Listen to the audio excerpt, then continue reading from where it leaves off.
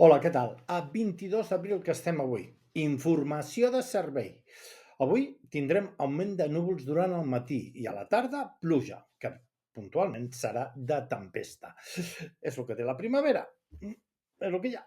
Les reaccions del Principat al traspàs del papa francès no han passat desapercebudes per ningú. Està clar que un país amb un cap d'estat eclesiàstic com és el nostre, com amb el copríncep Vives actualment, ha valorat més que positivament els 12 anys de pontificat. Però i ara què?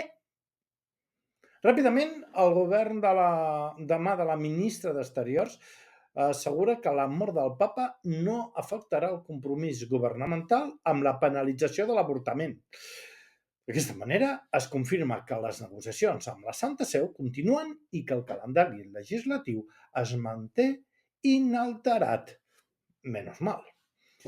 I acabem, perquè el trànsit de Setmana Santa es queda per sota les previsions amb l'entrada al país de només 65.200 vehicles.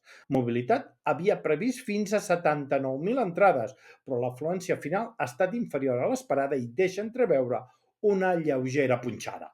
Lleugera punxada pel comerç, per l'hostaleria o pels que fan la previsió. Bé, ho deixem aquí. Demà ens tornem a posar més i millor, si voleu, clar. Adéu!